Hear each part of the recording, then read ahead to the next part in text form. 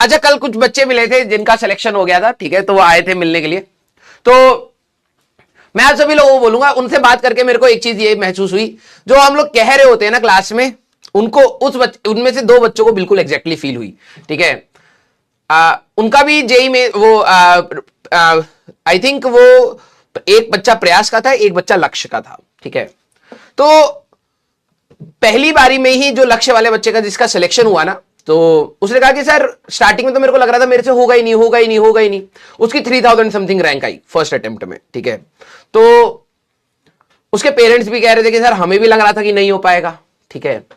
और JEE mains में भी कोई बहुत अच्छी परसेंटाइल नहीं थी उसकी, 98 समथिंग कुछ थी, ठीक है। तो जो हम लोग कहते हैं ना बेटा कि जब आपका सिलेक्शन होगा ना, उस दिन आप कहोगे कि यार ये वाली मेहनत तो मैं कर सकता था। सीरियसली बता रहा हूं, जितने भी बच्चों का सिलेक्शन हुआ है ना, आप एक बार उनसे पूछना कि यार जो आपने मेहनत करी, क्या ये कोई बहुत ही ज्यादा एक्स्ट्रा एफर्ट्स मार के करी? उनका रहेगा नहीं यार, स्ट्रगल था लेकिन करते चले गए तो हो गया, ठीक है। तो जब तक आपको वो चीज मिलती नहीं है ना, ठीक है, जब तक आपको एक रैंक नहीं मिलती, तब तक आपको हमेशा लगता है भाई ऐसा क्या नया करा जाए जिससे वो चीज मिलेगी। आप बार बार अलग अलग तरीके ढूंढना स्टार्ट करते हो, लेकिन जब आप स्टिक टू द प्लान वाली बात होती है, जब आप एक प्लान बना लिया है उसको स्टिक करिए, उसमें जो भी प्रॉब्लम आ रही है उसको सॉल्व करने की कोशिश करिए और चुपचाप आगे बढ़ते रहिए। मैं बता रहा हूं, ठीक है, आप में से भी अगले साल कई सारे ऐसे बच्चे आएंगे कि जो कहेंगे कि सर दिक्कतें थी लेकिन यस हम लोगों ने बेसिक तरीके से तैयारी करी। अगर आपने संवाद वाले सेशन देखा होगा जो अलग सर ने लिया था, प्रयास में भी और लक्ष्य में भी लिया, उन बच्चों ने भी कहीं ना कहीं एक टेंटेटिव तरीके से ही तैयारी करी। कोई बहुत देखा जाए तो आउट ऑफ बॉक्स वाली चीजें ज्यादा नहीं करी, ठीक है।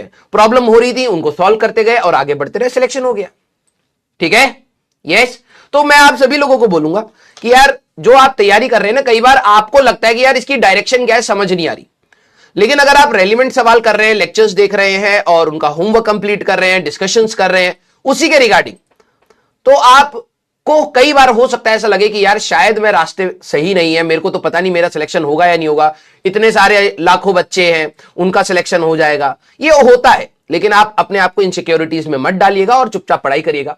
मैं डेफिनेटली बता रहा हूं कि आप अच्छी जगह पर जाएंगे। सर 98 परसेंटाइल कम है, बिल्कुल नहीं, आपको आराम से एक एनआईटी मिल सकता है। हाँ, कुछ जगह पर कॉम्प्रोमाइजेस करने पड़ते हैं, लेकिन यस आपको एक एनआईटी आराम से मिल सकता है, ठीक है। थोड़ा सा जोड़ जुगाड़ करना पड़ता है। जोड़ जुगाड़ मतलब कौन से राउंड ऑफ काउंसलिंग में जाएगा, कैसे काउंसलिंग का फॉर्म भरें, क्या कॉलेज की प्रेफरेंस रखें, क्या ब्रांच की प्रेफरेंस रखें, तो इसमें थोड़ा सा दिमाग खराब होता है। लेकिन भाई है, मैं आप सभी लोगों को यह बात बोलूंगा कि जेई मेंस 1 से पहले देखो आपके बैच में कई सारे बच्चे हैं जो लिटरली बता रहा हूं एडवांस के लिए ही करना चाहते हैं, ठीक है।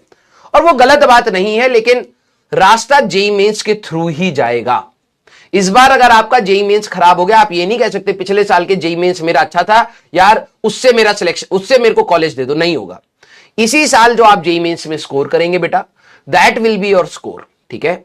तो प्लीज आप जेई मेंस को भी इक्वली टारगेट लेके चलिएगा, ठीक है। और एक बार मैं लिटरली बता रहा हूं, एक बार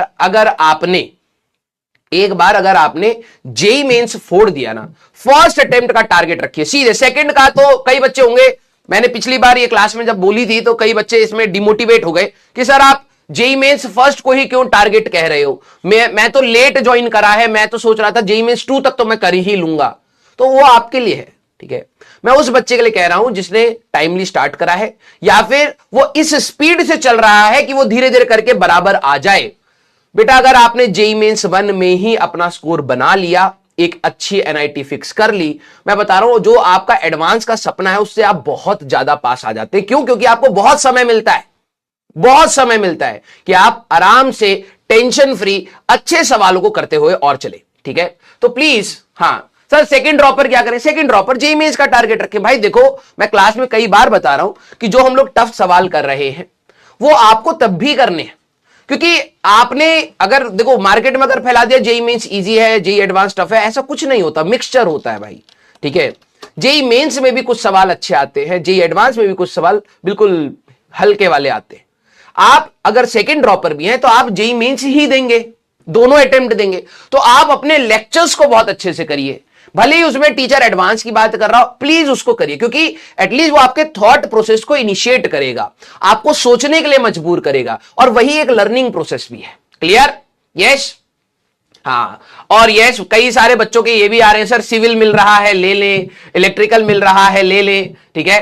तो मैं आप सभी लोगों को बोलूंगा कि भाई अगर आपने ड्रॉप ले लिया है, ठीक है, पार्शियल ड्रॉप नाम की कोई चीज नहीं होती, क्योंकि आप खुद देख रहे हो कितना कंटेंट पढ़ना है, उसके ऊपर रिवाइज करना है एंड ऑल सारी चीजें रहती है, पूरा दिन लगता है।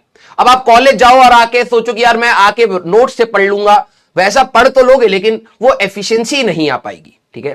तो आपने अगर ड्रॉप ले लिया है तो अभी अब आप कॉलेज के बारे में मत सोचिए, अब अगले साल कॉलेज के बारे में सोचिए और बेहतरीन और बेहतर कॉलेज के बारे में सोचिए। क्लियर?